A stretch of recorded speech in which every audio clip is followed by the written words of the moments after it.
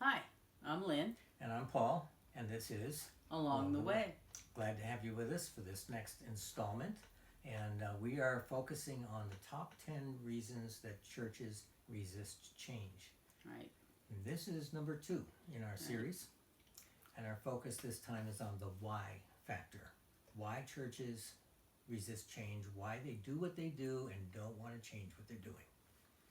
So, with that, ready to get rolling? Let's do it. All right, so point number 1 under why churches resist change and the why factor is anticipate resistance. Expect coming into the situation that you're going to get resistance. People don't like to change, and you will get resistance. So, Well, that's for sure. mm-hmm. I'm, yeah, we're having to move, and I have to fight to want to move. I want to move, but I don't want to do what has to be done to move. So, Yeah, change, while it's good, it is something we fight it is. naturally. And that's even a really good analogy there too, because sometimes you'll hear your folks say they are ready for change, but when Yes. when it starts, it's like all the brakes come on. And there's a reason behind that. It's some of it is change is scary, as we talked about last time, but usually churches do what they do for a reason. There's a value behind it, and often it's a biblical value. For example, sometimes you might encounter a situation where the congregation that you inherit really puts a high value on dressing your best for Sunday morning worship. And today's contemporary, wear whatever you got, just come. Just come. And it's just a different approach to worship and why we worship. The older generation particularly wanted to dress their best and dress their best for God, give God their best in everything they say and do. Whereas and today, and there's biblical precedent for that. So it's not like that's an unbiblical approach. But today, often the approach is come just as you are. All you who are weary and heavy laden, come. And there's a biblical value behind that. Right. So it's not that the two values are contradicting each other. It's just one group is relying on one biblical principle for what they do, another group relying on another. and you have a good illustration about moving furniture. Moving, it's on our mind, so I'm sorry about that. Anyways, heavy piece of furniture and Heavy furniture does not want to move. not easily. No, and so you, as the one who have to move it, you anticipate that it's not going to want to move easily.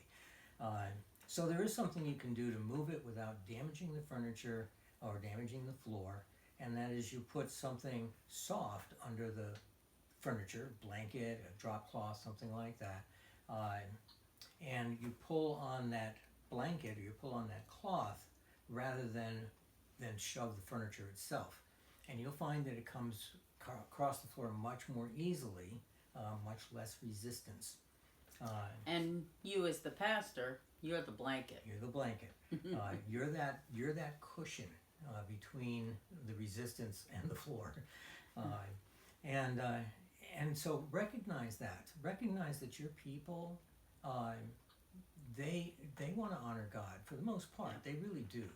They're not your enemy. So you don't want to be in an adversarial role and approach it in an adversarial way. Right. So expect resistance, and that blanket, that leads us to the next point, and that Which is communication. communicate. Don't isolate people. Communicate with them. Ask why. When you meet that resistance, get to a natural conversation with them. Maybe at dinner. Yeah. Why is this important? Mm-hmm. Why do you feel so strongly about this? And they generally will have reasons. Mm-hmm. And often good reasons, as we mentioned, sometimes deeply biblical reasons. So ask why, and when you ask why, again, don't be adversarial. This isn't coming on them in a judgmental way. You genuinely want to know. Yeah. And you want to keep your ears Yeah. open, and really listen to what it is they're saying, so that you can understand their heart, and then that's what you can help change, is That- their heart. That's right. And you may find the Lord changing your heart in the process. They may share something with you that's very valid. So be open to that. Don't go into that conversation with just your own agenda. As she mentioned, be a listener. Be genuine in listening. You may learn something there as well, and you may find yourself where you can make some compromises, so that you can start moving towards change in a gentle way. And I think that's the hardest thing for pastors coming into a situation. You have in your mind what you feel God is leading you to do, and sometimes we are just the bull in the china closet and moving forward, no matter what. But there is a way to be the blanket and help that change. That's right. Which brings us to the third point. And the third point is nudge, don't shove. Yeah. Be gentle. Again, these are God's people. Even if you suspect some of them may not be. Even if you're right that some of them may not be. It's still on you to treat them with respect and with love and with grace. When you do that, you are training them to treat others the same way. So nudge, don't shove. If this is really change that God wants, He will bring it about. But His interest, His heart is always for the heart of His people and for the health of His church, not just that you get your agenda done. Yeah, absolutely. So nudge, don't shove. Expect resistance, anticipate it, communicate, and nudge, don't shove. Hope this is helpful. Hope so. To be helpful to us, if you would push the like button that's down below, that helps with the demographics for, YouTube, to help other people in the search engine, brings it up for them. Also, if you can comment, and even if it's just saying I agree or I totally disagree, either way, making a comment helps us with YouTube to get this out to other people. And I think that brings us up to this past Sunday, what happened when we were visiting another church. And this woman was asking about the ministry and said, oh, I've got a pastor who really could use this ministry. Yeah, so when you share, it really does make a difference. Our heart's desire is to be a blessing to you and to your congregation. And so if that can be spread by you, then God gets the glory.